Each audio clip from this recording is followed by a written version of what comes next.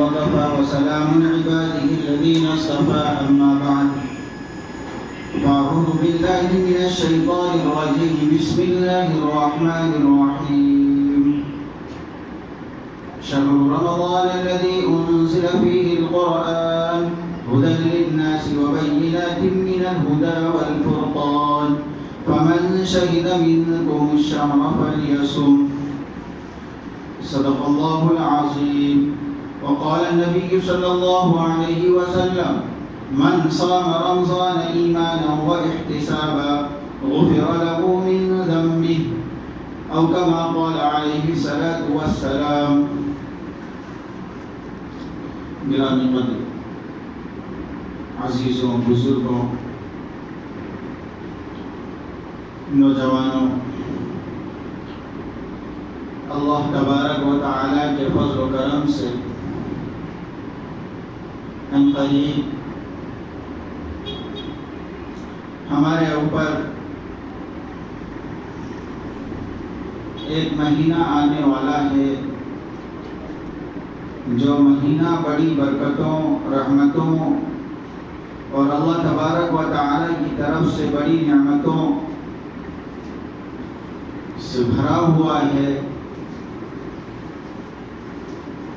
اس مہینے کو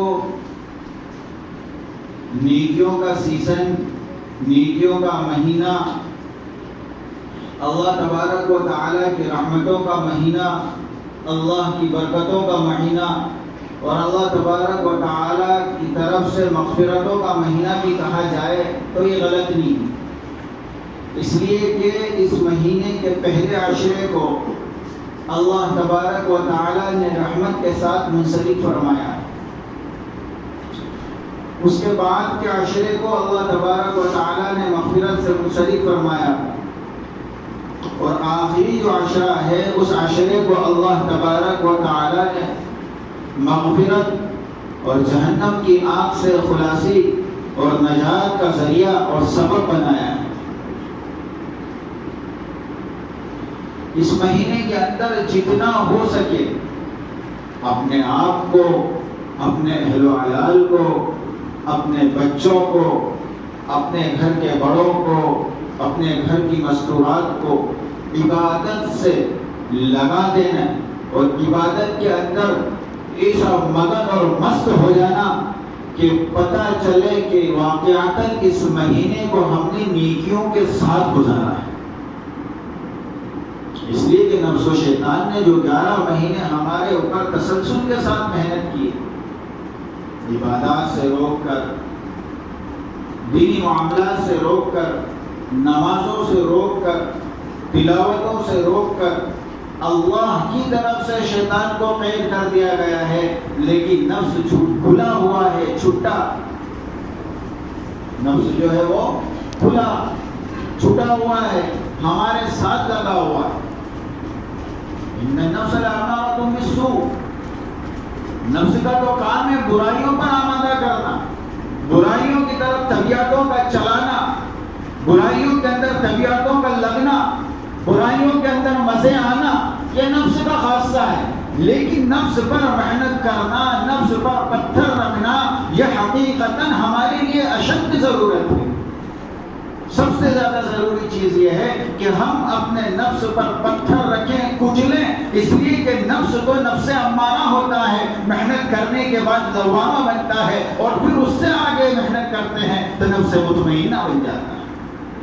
اللہ والوں کے نفس وہ نفوس ہوتے ہیں جو نفس مطمئنہ بن جاتے ہیں، جن کے بارے میں قرآن کہتا ہے لا خوف علیہم ولا هم يحزنون، لا خوف علیہم ولا هم يحزنون. لیکن یہ زمرہ، یہ مزدہ اور یہ خوشخبری اور یہ بشارت نفس کو ایسے ہی حاصل نہیں ہوتی ہے، بلکہ بہت زیادہ کچلنے کے بعد، بہت زیادہ اس کو دبانے کے بعد، بہت زیادہ نفس کو قربان کرنے کے بعد اس کی طبیعت بدلتی ہے، اس کی فطرت بدلتی ہے.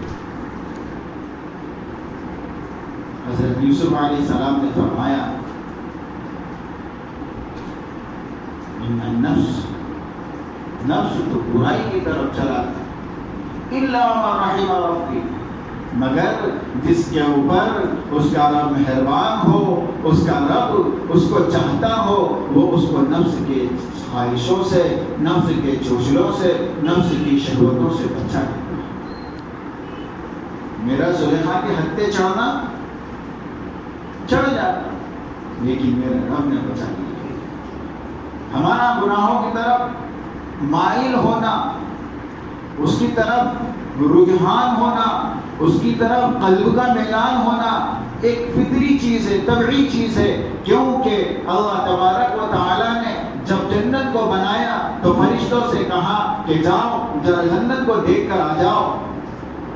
فرشتے گئے، حضرت جبرائیل علیہ السلام گئے، جنت کو پوری طرح سے دیکھا اور کہا اللہ کون بدبخت ہوگا جو اس میں داخل نہ ہونا چاہے، تیرے تمام بندے یہ چاہیں گے کہ اس کے اندر ہم داخل ہو جائیں۔ پھر اللہ تبارک و تعالیٰ نے دوبارہ سے جبرائیل کو بھیجا، جاؤ جنت دیکھ کر آؤ۔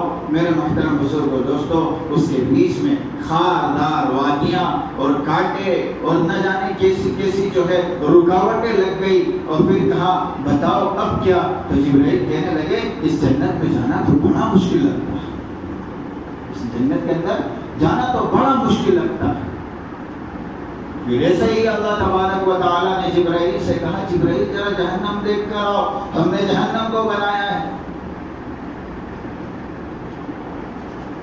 حضرت جبرائیل نے فرمایا اللہ اس میں جانا تو بہت مشکل ہے، اس میں گرنا تو بہت مشکل ہے، کتنا خطرناک عذاب ہے، کتنے خطرناک اژدہے ہیں، کتنا خطرناک وہاں کا نظام ہے، کتنا خطرناک وہاں کا ماحول ہے۔ پھر اللہ تبارک و تعالیٰ نے دوبارہ سے کہا جاؤ جبرائیل جہنم دیکھ کر آؤ۔ اس کو ایسی خوشگوار چیزوں سے آراستہ اور مزین کر دیا کہ حضرت جبرائیل کہنے پر مجبور ہو گئے کہ اس میں تو دھڑلے سے لوگ گریں گے، دھڑلے سے لوگ اس میں گرتے چلے جائیں گے۔ اس لیے کہ میرے محترم بزرگ اور دوستو، اس کو نفس سے، تعیش سے، خوش پسندی سے اور شیطانی کاموں سے بھر دیا، گھیراؤ کر دیا، جہنم کو مزین کر دیا اور جنت کو خاردار بنا دیا۔ یہ امتحان ہے، اور امتحان کا ضابطہ اور اصول معلوم ہے آپ کو۔ عند الامتحان یکرم الرجل او یہان، امتحان میں یا تو بندہ جو ہے وہ کامیابی کا تمغہ حاصل کرتا ہے یا اس کے حصے میں رسوائی آتی ہے۔ یہ دنیا جائے امتحان ہے، ہم سب یہاں پر جو ہے آخرت کے پرچے کو حل کرنے کے لیے آئے ہیں۔ صبح سے لے کر شام تک، رات سے لے کر صبح تک، دن میں بھی رات میں بھی امتحان چل رہا ہے، اور ہم بڑے مطمئن ہیں کہ ہمیں آخرت میں امتحان دینا ہے۔ میرے محترم بزرگ اور دوستو، آخرت کا پرچہ حل کرنے کے لیے تو اللہ تبارک و تعالیٰ نے ہم سب کو دنیا کے اندر بھیجا ہے۔ صبح سے لے کر شام تک ہمارے اعمال پر نگراں مقرر ہے۔ اللہ تبارک و تعالیٰ باوجود علیم، خبیر اور بصیر ہونے کے کرامن کاتبین یعلمون ما تفعلون جیسے فرشتوں کو ہمارے اوپر مقرر کیا ہوا ہے۔ فرشتے ہماری نیکیوں کو بھی دیکھ رہے ہیں، فرشتے ہماری بدیوں کو بھی دیکھ رہے ہیں، فرشتے ہماری نیکیوں کو بھی لکھ رہے ہیں، فرشتے ہماری برائیوں کو بھی لکھ رہے ہیں۔ دین کے اجالوں میں کیا کارنامے انجام دے رہے ہیں وہ کارنامے بھی لکھے جا رہے ہیں۔ رات کی خلوتوں کے اندر، تنہائی کے اندر، راتوں کی رنگنیوں کو بھی دیکھ رہا ہے اللہ تبارک و تعالیٰ، اور فرشتے لکھ رہے ہیں کرامن کاتبین یعلمون ما تفعلون۔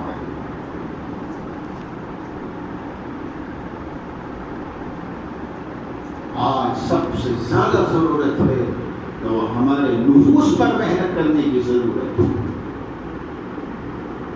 دل کے اندر خواہشیں ٹھیک ہے، لوگوں میں ننگا پن آ رہا ہے، آنے دو۔ عورتیں برہنہ اور نیم برہنہ نظر آ رہی ہے، انہوں نے اپنا کلچر اور ماحول بنا لیا ہے، لیکن اللہ تبارک و تعالیٰ نے آپ کو حکم دیا ہے نا کہ اپنی نظروں کو نیچی کرو۔ اللہ نے حکم کیا ہے آپ کو کہ اپنی نظروں کو نیچی کر لو، مت دیکھو.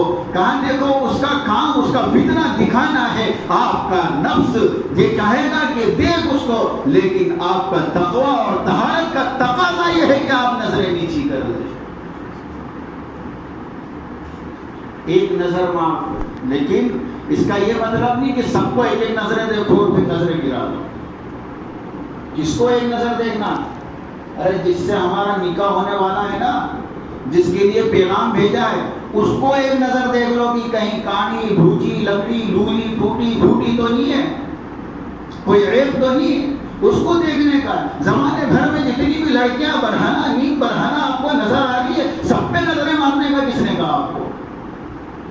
جس کے لیے نکاح کا پیغام گیا ہے اس کو ایک نظر دیکھنے کی اجازت، صرف ایک نظر دیکھنے کی، نظر جمانے کی اجازت نہیں ہے. یہاں تو جو دیکھنا شروع ہوتا ہے تو گھر تک چھوڑ کر آتے ہیں. چلیے ہم آپ کے ساتھ ساتھ گھر تک چھوڑیں گے. کہاں جا رہی، کس گلی میں جا رہی، کہاں ٹہل لیا، کدھر مڑی، کس اسکول میں پڑھتی ہے، کون سی کالج میں جاتی ہے، کون چھوڑنے آتا ہے. تو اتنی زیادہ دیکھنے کی ضرورت کیا ہے تمہیں؟ تمہارے نفس نے لگا دیا، تمہارے نفس نے تم کو لگا دیا اور تم گناہ پر اور برائی پر آمادہ ہو گئے اور لگ گئے. تمہاری طبیعت میں جو ہے وہ گدگدیاں پیدا ہونے لگ گئی. اوہ وہ کیا بہترین نظارہ ہے. اور میرے محترم بزرگ اور دوستو، یہاں پر فرشتے تمہارے دیکھنے سے لے کر تمہارے چھوڑنے تک کا گناہ لکھ رہے ہیں. فرشتے گناہ لکھ رہے ہیں. برہنہ نیک برہنہ عورتوں کو دیکھنے کا گناہ نظرے کی عجیب چیز ہے. گناہ بے لذت، گناہ بے لذت. دیکھنے سے فائدہ کیا ملا؟ گناہ ہو گیا اور مزہ کچھ بھی نہیں آیا. گناہ بے لذت اسی کو کہا جاتا ہے. آدمی اپنی نظروں کی حفاظت کرے. آدمی رمضان کے مہینے میں تپتی ہوئی دھوپ کے اندر روزے سے، منہ کا روزہ، پانی پینے سے منع کیا، کھانے سے منع کیا، شہوت سے رکنے کا منع کیا، لیکن اگر بد نظری کی تو روزہ ختم جاتا رہا. اس لیے کہ شہوتوں کے پورا کرنے سے روکا گیا ہے. اور شہوتیں صرف جو ہے ان اعضاء سے نہیں ہوتی ہے، بلکہ نظروں کی شہوت الگ ہے، کان کی شہوت الگ ہے، ہاتھوں کی شہوت الگ ہے، پیر کی قدموں کی شہوتیں الگ ہے. ذرا سا بھی اگر ہم کسی کو غیر محسوس طریقے پر بھی اگر ذرا سی بھی شہوت ہمارے اندر امٹتی ہے تو میرے محترم بزرگ اور دوستو، ہم نے روزے کے تقوی کو توڑ دیا. غیبت عامتاً ہمارا ماحول، ہمارا کلچر، ہماری طبیعت، ہماری فطرت اٹھا پٹک کرنے کی، ٹانگ کھینچنے کی. عامتاً روزہ رکھا، 2:30 بجے کے بعد سے ٹائم پاس نہیں ہو رہا ہے، بیٹھ گئے ایک چوپال کے اوپر. ہاں کیا ہے؟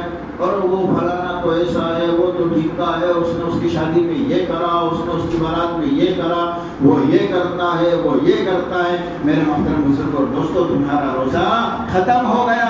جب تم نے غیبت کی تو روزہ تمہارے اوپر بھاری پڑے گا. غیبت کرو گے تو روزہ بھاری پڑے گا. اللہ کے رسول صلی اللہ علیہ وسلم کے پاس میں 2 عورتیں لائی گئی. صائمہ تھی، روزے دار تھی. طبیعت بگڑی، قے کرائی گئی تو اس میں سے گوشت کے کیا نکلے؟ ٹکڑے نکلے، گوشت کے ٹکڑے نکلے. پوچھا کیا تم نے سحری میں گوشت کھایا تھا؟ کہا نہیں. اللہ کے رسول صلی اللہ علیہ وسلم نے فرمایا تھا یہ دونوں روزے سے تھی، لیکن روزے میں انہوں نے غیبت کری تھی. یہ غیبت ہے جو نکل رہی اپنے مردار بھائی کا گوشت کھانے کی وجہ سے. یہ گوشت کے ذرات نکل رہے ہیں. روزہ بھوکا پیاسا رہنے کا نام نہیں ہے. روزہ صرف بھوکا اور پیاسا رہنے کا نام نہیں ہے میرے محترم بزرگ اور دوستو. روزہ تو تقوی اور طہارت اور پرہیزگاری اور اللہ تبارک و تعالیٰ کی طرف سے لو لگا کر اپنے آپ کو دنیا سے ہٹا کر عبادت میں مست ہونے کا روزہ ہے. ایک بیل دیکھا آپ نے؟ بیل جو ہل جوتتا ہے، جس سے کھیتی کا ہل جوتے جاتے ہیں، اس کے منہ پر بھی جو ہے وہ مشک باندھ دی جاتی ہے تاکہ وہ کچھ کھائے پیے چلے والے نہیں، برابر جو ہے انہمام کے ساتھ کام کرتا رہے، اس کے منہ پر کچھ کپڑا سا کچھ باندھ دیا جاتا ہے اور وہ بالکل چلا کرتا ہے۔ میرے محترم بزرگ اور دوستوں، روزہ رکھا، روزہ رکھنے کے بعد بد نظری کی، روزہ رکھا، روزہ رکھنے کے بعد جھوٹ بولا، روزہ رکھا، روزہ رکھنے کے بعد غیبت کی، روزہ رکھا، روزہ رکھنے کے بعد اپنی آنکھوں سے غلط چیزیں دیکھی، اپنے کانوں سے غلط چیزیں دیکھی، اپنی زبان سے غلط چیزیں بولی، اپنے قدموں سے غلط جگہ پر چل کر گئے، آپ کا روزہ مثل اس بیل کے ہے جس کا صرف کھانے پینے سے روکنا تھا، اصل میں حاصل اسے کچھ بھی نہیں ہوا۔ بیل کے منہ پر باندھ دو تو صبح سے شام تک وہ بھی بھوکا رہ جائے گا۔ کھیتی کرنے والے جانتے ہیں کہ بیل کے منہ پر باندھ دیا جاتا ہے، اس سے ہل جتوائے جاتے ہیں۔ روزہ بھوکا رہنے کا نام نہیں، روزہ تو تقوی کا نام ہے، اور التقوی ہاں ہونا، تقوی کہاں ہوتا ہے؟ دل میں ہوتا ہے۔ دل یہ تقوی کی جگہ ہے، دل تقوی کی جگہ ہے، اللہ کی ڈر کی جگہ، اللہ کے خوف کی جگہ ہے۔ اللہ کا ڈر جس دل میں ہوتا ہے وہ گناہوں سے پاک اور صاف رہتے ہیں، اور جس دل سے اللہ کا ڈر نکل جاتا ہے میرے محترم بزرگ اور دوستوں، وہ نڈر ہو کر گناہ کرتے ہیں۔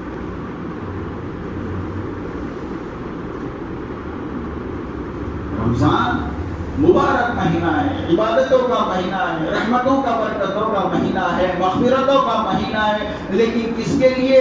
جو واقعاتاً روزے کو، رمضان کو اس کے اصل کے ساتھ گزارے، اس کے لیے مغفرت کا مہینہ ہے، اس کے لیے جو ہے رحمت کا مہینہ ہے، اس کے لیے جہنم کی آنکھ سے خلاصی کا مہینہ ہے۔ 11 مہینے جھوٹ بول کر تجارت کرتے تھے، رمضان میں روزہ رکھا، جھوٹ بول کر تجارت کری، کون سا روزہ بھائی؟ کون سا روزہ؟ ارے جھوٹ تو 11 مہینے میں بھی کسی دن بھی مومن کو جچتا نہیں کہ مومن جھوٹ ہو، مومن جھوٹا ہو۔ مومن سب کچھ ہو سکتا ہے۔ آقا مدنی محمد عربی صلی اللہ علیہ وسلم فرماتے ہیں مومن گناہگار ہو سکتا ہے لیکن مومن جھوٹا نہیں ہو سکتا۔ مومن گناہگار ہو سکتا ہے، مومن گناہ کر سکتا ہے، لیکن مومن جھوٹ بولنا تو یہ نہیں ہو سکتا۔ مومن کی شان بھی کہ وہ جھوٹ بولے، نہ تو بات بات پہ ہنسی میں، مذاق میں، ڈھلوائی میں، گفتگو میں، دوستوں کی یاری میں ایسا جھوٹ، سفید جھوٹ، ایک دم بالکل اجلا جھوٹ۔ کیا حاصل ہوتا ہے بھائی جھوٹ بولنے سے؟ میں آپ کو بتاؤں، جھوٹ بولنے والے کی وقعت گر جاتی ہے، کوئی اس پر اعتماد نہیں کرتا، کوئی اس پر بھروسہ نہیں کرتا۔ دینی تعلیم کے رسالے میں وہ چھوٹا سا قصہ ایک بچے کی جھوٹی مذاق کا لکھا ہوا ہے، وہ نصیحت کی کہ بچپنے سے لے کر بڑھاپے تک جھوٹ نہیں بولنا ہے، اگر جھوٹ بولو گے تو تمہارا اعتماد گر جائے گا، تم اپنے اعتماد کو کھو بیٹھے ہوگے۔ ایک بچہ بکریاں لے کر جنگل کی طرف جاتا ہے، اس کو شرارت سوچتی ہے، اس کو مذاق سوچتی ہے، وہ شور مچاتا ہے، بھیڑیا بھیڑیا بھیڑیا۔ گاؤں کے لوگ دوڑ کے آتے ہیں، بچہ ہے، بکریاں لے کر گیا ہے، بھیڑیے سے اس کی ذات کو نقصان ہو جائے گا، اس کی بکریوں کو نقصان ہوگا، پورا محلہ اکٹھا ہو جاتا ہے اور وہ بیٹھ کر ہاں ہاں کرنے لگ جاتا ہے، میں نے تو مذاق کی تھی۔ میرے محترم بزرگ اور دوستوں، اگلے دن واقعاتاً اللہ تبارک و تعالیٰ اس کی جھوٹ کو سچ کر بتا دیتا ہے، اور حقیقت میں وہ بھیڑیوں کا شکار ہو جاتا ہے، بھیڑیے اس کی ذات کو نقصان پہنچاتے ہیں، اس کی بکریوں کو کھا جاتے ہیں، وہ مدد کے لیے پکارتا ہے۔ لوگ سمجھتے ہیں جیسا کل ڈھلوائی کر رہا تھا، جیسے کل جھوٹ بنا کر رہا تھا، جیسے جھوٹ بول رہا تھا، آج بھی ویسا ہی جھوٹ بول رہا ہوگا، کوئی اس کی مدد کے لیے نہیں آتا۔ دماغ کھو دیتا ہے آدمی جھوٹ بولنے سے۔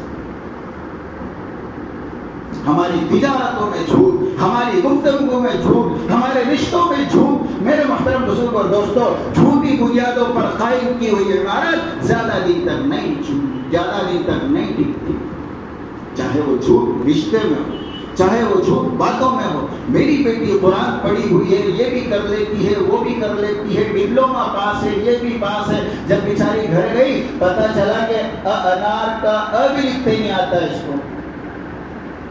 رسوائی ہوئی؟ جھوٹ نے آپ کی خود کی رسوائی کر دی. کیا ضرورت ہے بڑا چڑھا کر بولنے کا؟ رشتے آتے تو بولتے ہماری بیٹی یہ بھی کر لیتی، ہماری بیٹی وہ بھی کر لیتی، ہماری بیٹی پہاڑ توڑ دیتی. اتنا لمبا بڑا چڑھا کر بھائی جو صفات ہو وہ صفات بیان کر دو. الحمدللہ بچی جو ہے وہ قرآن شریف پڑھی ہوئی ہے، ہلکا پھلکا کڑھائی بھنے کا کام جانتی ہے، گھر کے کام کاج کر لیتی ہے، تھوڑا بہت پڑھنا لکھنا اس کو آتا ہے، اتنا بول دیتے کافی ہو جاتا ہے. لیکن اس میں بھی لمبی چوڑی چھوٹے ملا کے بولی صاحب یہ بھی کر لیتی ہے، وہ بھی کر لیتی ہے، بیٹا انجینئر ہے، پروفیسر ہے، فلانی جگہ پہ اچھی نوکری ہے، اچھی کمائی ہے. گھر جانے کے بعد پتہ چلتا بیچارے میاں جو وہ صبح تھیلا بھرا گاڑی اور بالکل چل بھائی لاری ہاں کرے تو رشتے ٹکیں گے؟ ارے بولو رشتے ٹکیں گے؟ ہاں نہیں، ہمارے رشتوں میں بھی جھوٹ، ہماری مذاقوں میں بھی جھوٹ، ہماری باتوں میں بھی جھوٹ. ایسا ہی جھوٹ ہم رمضان کے اندر روزے رکھ کر بولیں گے تو ہمارے روزے سے کچھ فائدہ ملے گا بھائی؟ نہیں ملے گا.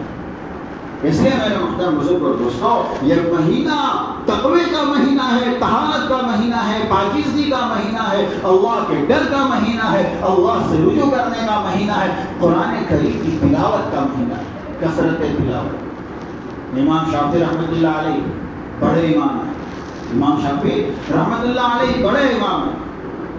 ان کے بارے میں یہ بات مشہور ہے کہ وہ رمضان کے مہینے میں ایک قرآن شریف دن میں اور ایک قرآن شریف رات میں پڑھ لیا کرتے تھے. بتاؤ، ہمارے لیے تو سوچنا بھی محال ہے. ایک قرآن شریف 30 پاروں کا، 30 پاروں کا.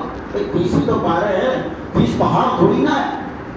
کیسا بولتا ہے ایک قرآن شریف 30 پاروں کا؟ ارے بھائی 30 پاروں کا. پڑھنے والے جب پڑھتے ہیں تو وَلَقَدْ يَسَّرْنَا الْقُرْآنَ لِلذِّكْرِ فَهَلْ مِن مُدَّكِرٍ، اللہ ان کے لیے آسان کر دیتا ہے.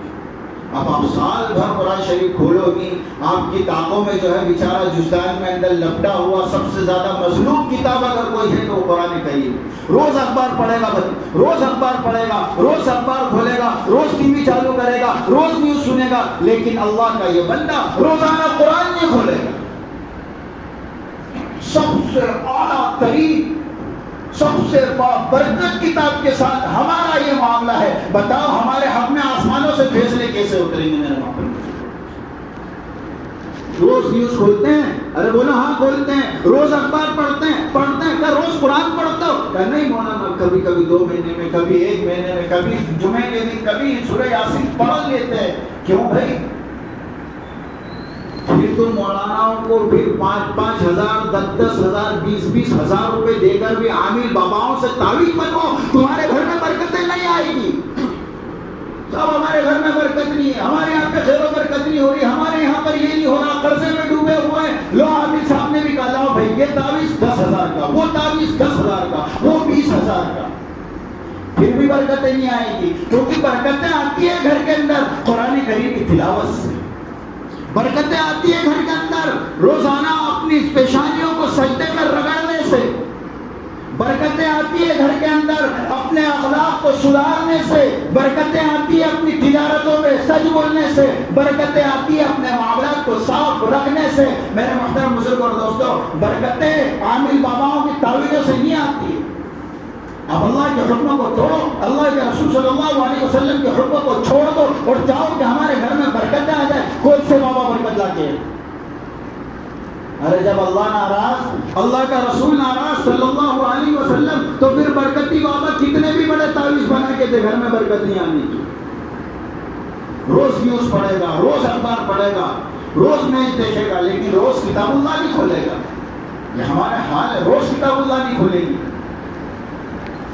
کہیں پر بھی قرآن کریم کی تلاوت کا کثرت سے حکم آیا ہے، لیکن اللہ نے مکلف نہیں بنایا ہے کہ روزانہ آپ کو 1 پارہ پڑھنا ہے، 2 پارے پڑھنا ہے، 10 پارے پڑھنا ہے. ارے تھوڑا سا پڑھ لو نا برکت کے لیے. 1 رکوع 2 رکوع 4 صفحے 3 صفحے 5 صفحے پڑھ لو. پھر دیکھو برکتیں کسی سنن آتی ہے. تجوریاں جو ہے گودریج والے کو آرڈر دینا پڑے گا کہ ایک گھر میں بھائی دوسری بلوا دو.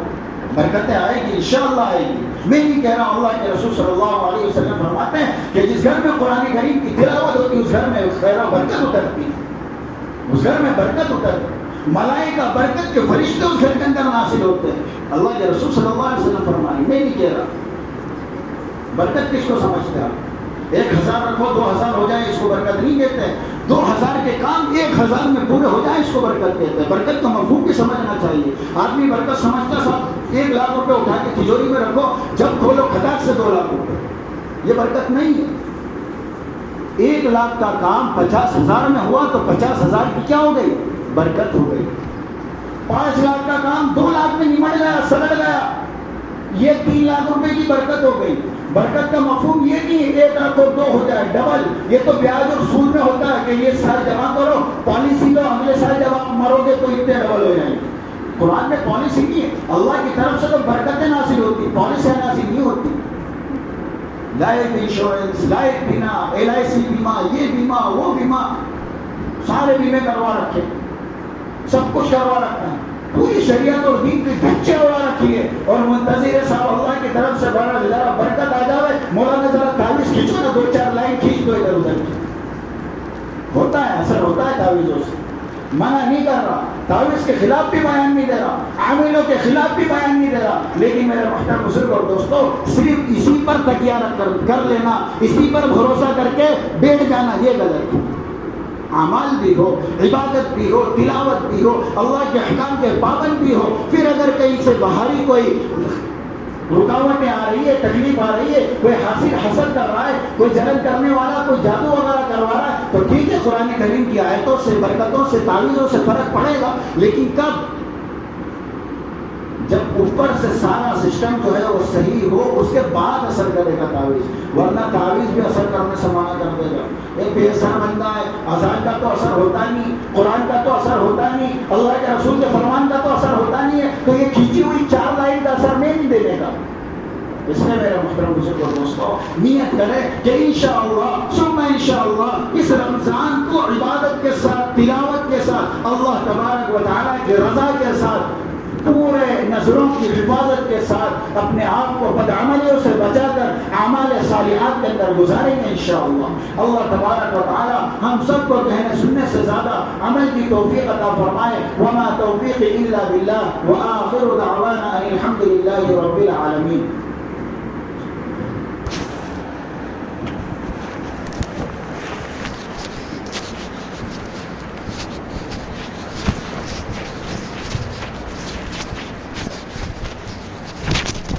Thank you.